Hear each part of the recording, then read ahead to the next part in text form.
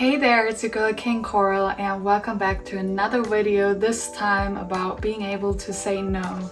What helped me being able to say no, because I could not say no for the longest, and I would still say that it's hard, but there's something that I read that I was like, this is blowing my mind, and now I'm starting to really work on that because I'm seeing how powerful saying no is for your life and in order to protect you and your boundaries too, and to get closer to your goals.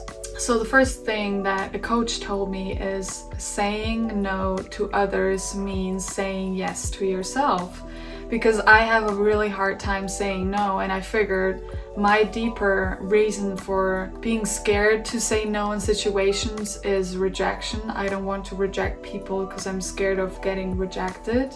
So I'm always saying yes to people in situations that at some point ended up being like really sketchy and somewhat dangerous too. And I was like, okay, like I want my life to change, so I'm making decisions for me and not for others, because there's no person that's a people pleaser and also happy. So in order to be more happy, you need to say no to things and people, and you don't always need to say like, no, I'm not gonna help you. You can say, no, I can't help you right now. Maybe I can help you later.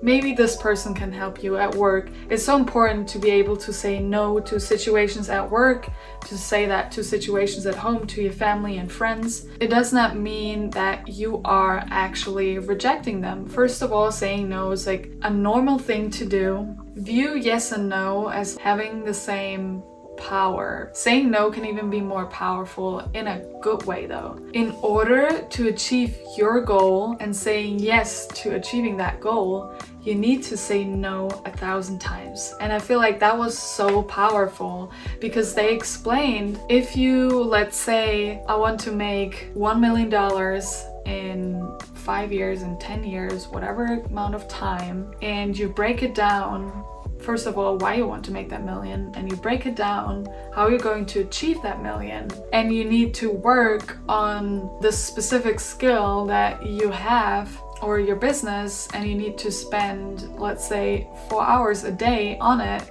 and someone interrupts your 4 hours and says like, okay, I have something here, this is a request, and this is a request that can be done later, or it's something someone else can do, or it's simply no one can do anything about it right now, and you can say no because you want to achieve your goal. So you need to say no to that person or to that situation because you know it's not gonna move you closer to your goal, or it's something that you can just do after your prioritized time is up and you're like, okay, I can help you with that in 4 hours.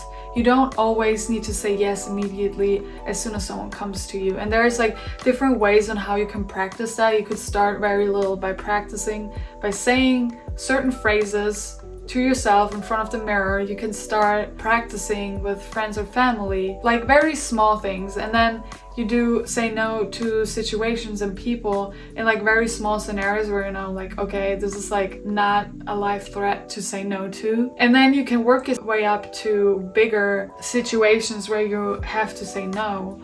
And the more often you practice that, the more confident you're going to get. And you're like, yes, I can really say no now. We need to be able to do that, to communicate boundaries, to say like, okay, this might be like not an issue for you, but it's an issue for me. And being able to communicate that. And if that person stops talking to you, I've experienced that sexually too. Like someone has maybe like a fetish that you are not into, so maybe you need to say no to that person because it's like, okay, your fetish is not compatible with mine. That doesn't mean that that person is a bad person, but it's just like not compatible, and you need to be able to communicate that so it doesn't go down the wrong way, and then afterwards you're like, why did I even do this? I didn't even want to do it in the first place, but I was not able to say no to that situation. And sometimes when you say no to people, at least that's my experience in a dating context, that they're like, oh, you're so boring because you wouldn't do this. And I'm like, I could call you boring for not doing, something else, but I'm not going to, because people are into different things and people have different kinds of boundaries of when it comes to like touching or when it comes to certain privacy things. Like some people really openly communicate what's going on in their life. Some people are more like keeping stuff within them and don't really want to talk much about it. So it's really about how much you're comfortable with telling other people or doing certain things. You don't need to feel bad to say no to people. And it just means that these other people don't really know how to deal with rejection. So they just, throw the ball back at you.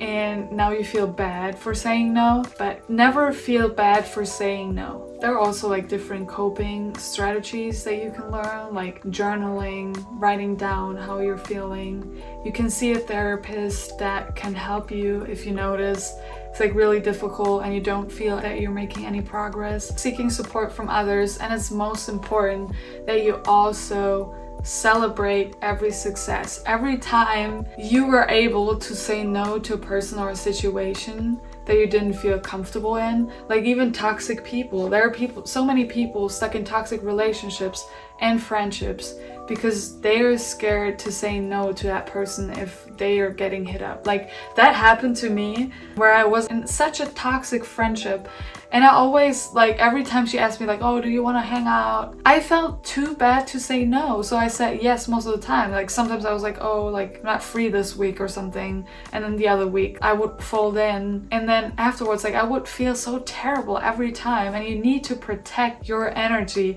If there are like people around you at work or something, or in your family, that you feel like so emotionally drained every time because they're like so negative and you don't want to be around that negativity. Sometimes it can be really hard if it's people, like I said, at work or within family. Like you can't change your parents, your grandparents, your siblings, but you can still change on how much time you spend with them. Like if you live in the same house as them, of course it's like more difficult, but there's still ways to move around it, and there's nothing that is bad about this. Like you're not a bad person by spending less time with certain parts of your family if they are draining you and have like such a different energy. I hope this video helped you and you're able to say no more easily, because I'm still in the process too, but I already noticed that a no isn't always as bad as it seems in our head. And I believe in you, and see you in the next video. Bye.